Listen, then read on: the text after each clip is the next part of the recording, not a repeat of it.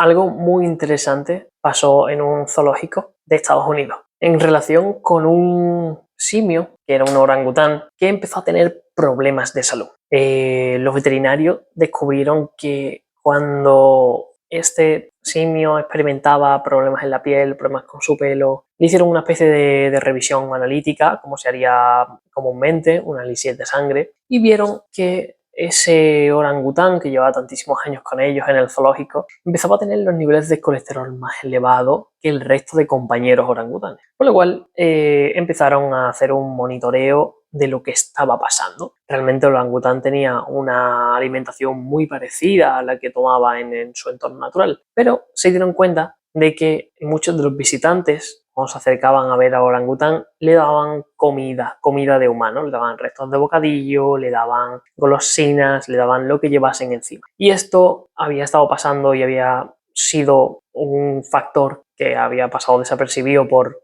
los cuidadores durante muchos años. Por lo cual, cuando se dieron cuenta de esto, hicieron medidas para que este orangután no siguiera recibiendo comida de los visitantes y además pues hicieron una mayor hincapié en hacer ejercicio físico con él, en hacer ejercicios de carácter cognitivo. Hicieron una intervención bastante interesante y el orangután empezó a mejorar mucho. Empezó a mejorar su salud, su piel empezó a mejorar, su pelo empezó a mejorar, se le veía más ágil, más vivo, por lo cual hicieron una muy buena intervención esa. Cuando volvieron a hacer la otra analítica, lo curioso es que su colesterol bajó de los niveles tan altos que lo tenía al principio. Esto puede dar dos tipos de interpretación. La primera es la que se hace comúnmente. Oye, el colesterol alto era su principal problema de salud. Y la segunda, la que bajo mi punto de vista es más correcta. Y es que el colesterol alto estaba necesariamente elevado para que este orangután se reparase de todos estos daños que había sufrido en diferentes tejidos a través de la comida, a través de los hábitos que tenía en el zoológico, y que cuando se reparó ya no hacía falta tanto volumen de colesterol.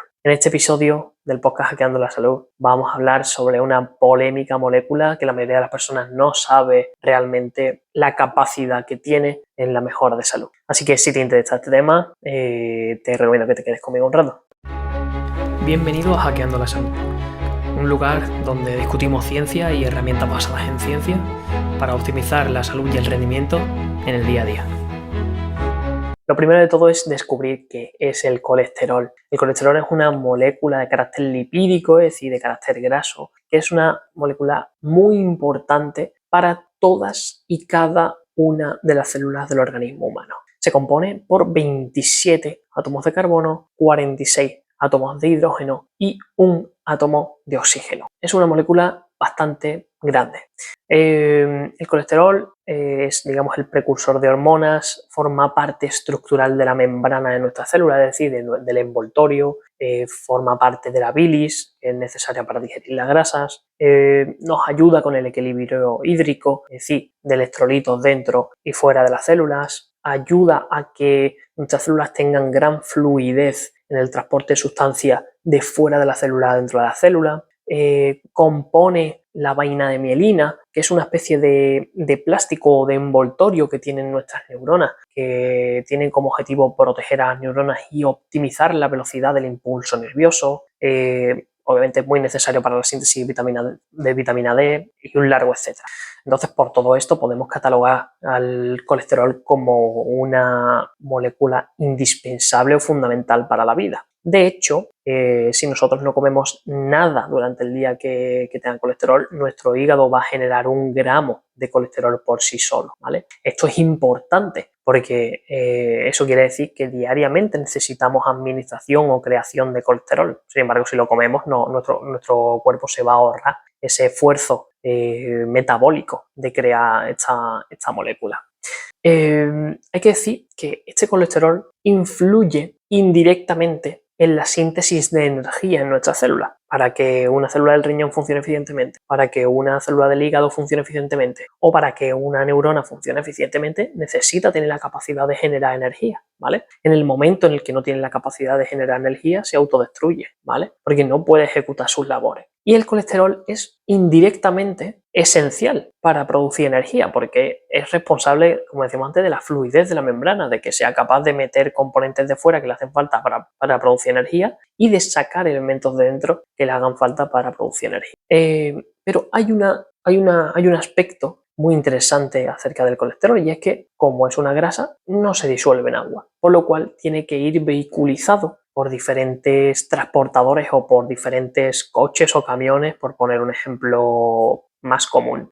Algunos de ellos te sonarán, como por ejemplo el HDL, el LDL, el IDL o el VLDL, ¿vale? Estos coches son realmente lipoproteínas, es decir, son como esferas, ¿vale? Que tienen en su capa externa una combinación de proteínas y grasas, pero que en la parte externa sí son solubles del agua y en la parte interna no, por lo cual en la parte interna es donde van el colesterol y otras moléculas grasas, como por ejemplo los triglicéridos, ¿vale?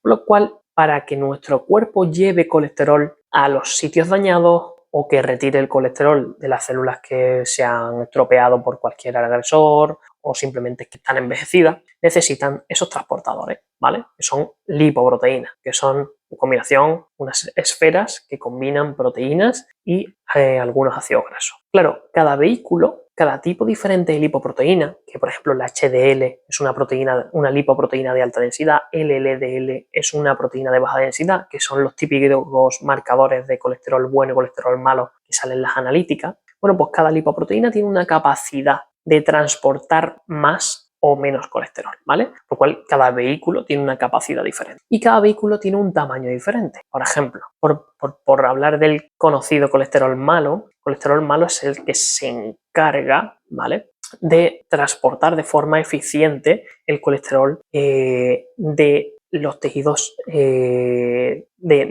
hígado a los tejidos dañados. Por tanto, ¿qué ocurre? Que si no hay ese transporte de colesterol a los tejidos dañados, no va a haber material para crear nuevas células, ¿vale?, y sustituir a las que se han dañado. Por lo cual, ya no importa tanto cuántos vehículos de colesterol LDL lleguen a ese sitio, sino que importa mucho más qué tamaño tengan, porque se ha visto que, bueno, si hay partículas muy pequeñitas de esta lipoproteína, que es las lipoproteínas de baja densidad o LDL, se ha visto que tienen una mayor capacidad de oxidarse, las que son más pequeñas. ¿Qué pasa? Que cuando se realiza una analítica realmente no se mira el tamaño de las partículas, simplemente se hace un recuento de cuántas hay, ¿vale? Por lo cual la información es un poco vaga. Esto nos hace enfrentarnos a la pregunta de si entonces el colesterol es realmente el culpable de la enfermedad cardiovascular, como siempre se le ha denominado. Y la respuesta corta es no, pero sí. ¿Esto qué quiere decir? Entonces quiere decir que depende.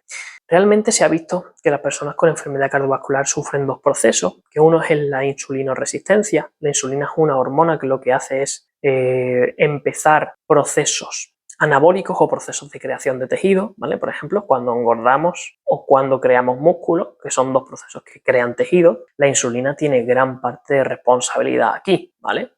Pero aparte de que estas personas que tienen riesgo cardiovascular no gestionan de forma adecuada la insulina, tienen también otro proceso que se llama inflamación crónica de bajo grado. Es decir, muchos o varios focos en diferentes tejidos de su organismo donde el sistema inmunitario nunca termina de actuar. Intenta reparar, ve que no lo consigue, entonces se queda, digamos, en una actividad bajita, pero latente durante mucho tiempo. Y esto provoca también una alteración en salud importante. Entonces, cuando combinamos que las personas con riesgo cardiovascular tienen esta inflamación crónica de bajo grado y esta insulinoresistencia, no gestionan bien la insulina y encima tienen bastantes focos en diferentes tejidos que generan estas señales inflamatorias por todo el organismo, sí que en este momento o en este punto el colesterol o las partículas pequeñas que transportan el colesterol pueden ser mayormente o fácilmente oxidadas y generar un perjuicio en la zona interna de los vasos sanguíneos, ¿vale?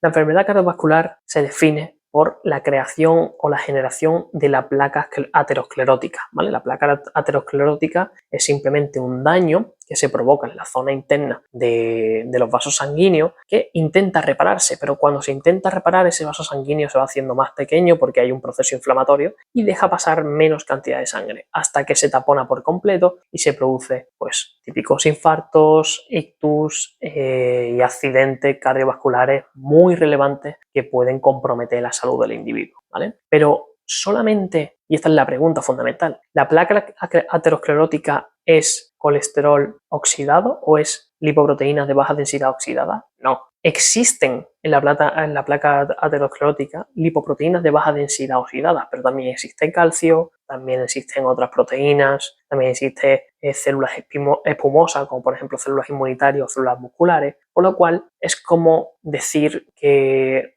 si tengo frío y me pongo un chaquetón encima, el frío se ha ido, ¿no? El frío sigue ahí, simplemente has, digamos, paliado la sensación molesta que tenías, ¿no? Como por poner un ejemplo simple. En este sentido me quiero referir que entre la casuística que comprenden 5, 6, 7, 8, 9, 10 factores que hacen que se produzca esa enfermedad cardiovascular, que haya mucho colesterol o que haya un volumen de transportadores del colesterol alto, no quiere decir que sea lo fundamental, ni quiere decir que vayamos a solventar esta enfermedad cardiovascular solamente limitando el colesterol, ¿vale? De hecho, si esto fuese así, si el colesterol fuese la culpa o el factor principal que promueve la enfermedad cardiovascular, desde hace muchos años se está aplicando a nivel farmacológico un principio activo que se llaman estatinas, que lo que hace es inhibir la síntesis endógena de colesterol. Es decir, cuando tomas este fármaco, tu cuerpo deja de crear colesterol. La industria farmacológica ha intentado demostrar que esto reduce los accidentes cerebrovasculares y los infartos, etcétera, pero realmente puede que no sea del todo así. Ten en cuenta que estas estatinas se ha comprobado que aumenta el riesgo de diabetes tipo 2 porque aumenta dos de los procesos que sí son realmente los causantes de la enfermedad vascular. Como hemos dicho, insulinoresistencia y enfermedad crónica bajo grado. Vale, pues el consumo de estatinas o la medicalización con estatinas aumenta la insulinoresistencia, por lo cual hay una mayor probabilidad de que se genere una diabetes tipo 2. Y la diabetes tipo 2 aumenta el riesgo de enfermedad cardiovascular. Entonces, si yo meto un fármaco para inhibir la síntesis de colesterol, estoy creando una diabetes y esa diabetes me está creando un mayor riesgo de enfermedad cardiovascular. El fármaco no solamente no soluciona, sino que además empeora el cuadro clínico a medio o largo plazo, ¿vale? Por lo cual, ¿cuándo es interesante tener el colesterol alto y cuándo es interesante tener el colesterol bajo? Vale, hay que entender, de manera similar a la que le ha pasado al mono, que el LDL o las partículas que transportan el colesterol aumentan cuando hay una mayor demanda de reparación en diferentes tejidos, por lo cual, de forma natural, cuando las personas ayunamos, cuando no comemos, el colesterol aumenta. Y eso no significa que el ayuno sea malo. Eso significa que se ha aumentado la tasa de reparación y que cuando se acaben las tareas de reparación volverá a bajar, ¿vale? Lo cual no hay que limitar, digamos, los cambios fisiológicos que el cuerpo hace cuando se está queriendo reparar, porque lo único que estamos haciendo es ponerle la zancadilla a un organismo que requiere un mayor volumen de colesterol o una mayor llegada de colesterol. Sin embargo, el problema real es que haya síntomas y el colesterol esté muy bajito, porque eso significa que nuestro cuerpo está perdiendo la capacidad de repararse por sí solo. Esto nosotros lo hemos visto en clínica y son los peores cuadros. Cuando tienes síntomas y tu colesterol está por los suelos, ahí tenemos un problema grave. Ahí tenemos un problema grave porque no vemos el esfuerzo por parte de ese organismo o por parte de esa persona de repararse. Y realmente, si queremos conseguir un envejecimiento saludable o si queremos conseguir un gran volumen de procesos de reparación, necesitamos ese transporte eficiente de colesterol. ¿Cómo nos pasa? Nos pasaría como el gorila del ejemplo al principio del capítulo. Cuando estamos malos es normal que esté elevado, cuando no tengamos síntomas es normal que esté menos elevado, ¿vale? Por lo cual interesa estar elevado el colesterol cuando tengamos sintomatología, interesa que esté bajo cuando no tengamos sintomatología. Si no tenemos sintomatología y está elevado, es que puede estar ocurriendo cosas o procesos de reparación aunque no expresen síntomas, que esta es otra situación muy común que vemos en clínica. Por lo cual, más colesterol cuando tengamos síntomas o cuando estemos envejeciendo, ¿vale? Se ha visto que un porcentaje muy alto de nonangenarios y de centenarios tiene el colesterol cerca de 300, ¿vale? Por lo cual es imprescindible o parece imprescindible para llegar a una larga longevidad, sobre todo una longevidad saludable. ¿Cuándo queremos menos colesterol? Cuando no haya síntomas, cuando somos jóvenes o cuando creamos que en nuestro cuerpo todo está yendo de forma eficiente. De hecho, el marcador del colesterol por sí solo no nos da ningún tipo de información. Habría que valorar otra serie de parámetros en sangre. Y lo más interesante de este capítulo es cómo reducir el riesgo de cardiovascular, ¿vale? Pues aquí hay cosas muy fáciles que se pueden hacer y otras que son un poco más complejas, pero lo primero que se puede hacer es el ejercicio, ¿vale? Ten en cuenta que el principal problema de la enfermedad cardiovascular es que los vasos sanguíneos se vuelven muy pequeños, se vuelven rígidos y encima están inflamados en la parte interior. El ejercicio es como meter una bomba de presión sanguínea. Aumenta el diámetro de los vasos sanguíneos y no permite, o si lo entrenamos frecuentemente, no permite que se generen esos entaponamientos, ¿vale?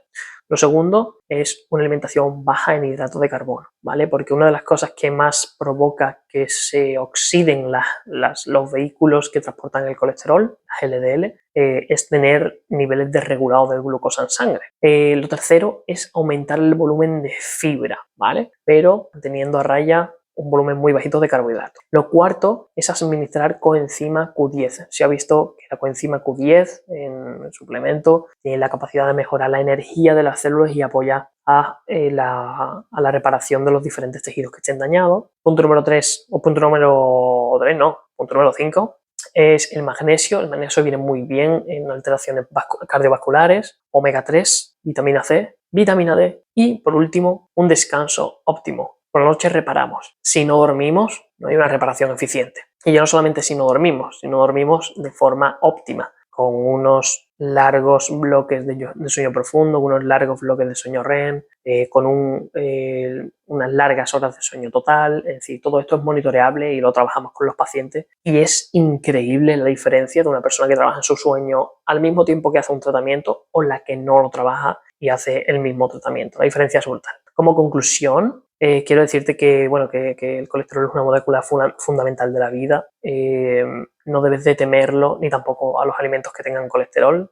Hay que tener cuidado con los fármacos de pauta común en estos casos, como por ejemplo las estatinas, ¿vale? Que pueden suponer un parche a corto plazo, pero una empeoración, un empeoramiento del cuadro clínico a medio y largo plazo. Y tener en cuenta que el estilo de vida es la mejor arma terapéutica, ¿vale? Y es súper importante. Hoy te voy a mandar un email, bueno, si estás en la lista de contactos, para que conozcas una forma para evaluar el rendimiento de tu corazón, ¿vale? Es muy interesante. Y aparte, en el próximo capítulo vamos a hablar de la fructosa, otro componente que genera mucha duda en el mundo de la salud o en las personas que quieren cuidar su salud. Además, te recuerdo que hemos lanzado nuestra plataforma privada de miembros en nuestra página web y donde estamos generando un camino, un trayecto para enseñar a todas las personas a alimentarse de una forma muy eficiente, llevar un estilo de vida protegido de todas las frecuencias electromagnéticas, protocolos que nosotros utilizamos en clínica, atención personalizada por asesores clínicos, en fin, una membresía, una comunidad que le estamos metiendo mucho esfuerzo y que cada vez somos más personas y estamos muy contentos. Así que también vas a tener el enlace en la descripción si te quieres unir. Te agradecemos que apoyes el proyecto y que aprendas mucho con nosotros y mejores mucho tu salud. Así que nada, espero que te haya gustado este capítulo y nos vemos en el siguiente. ¡Chao!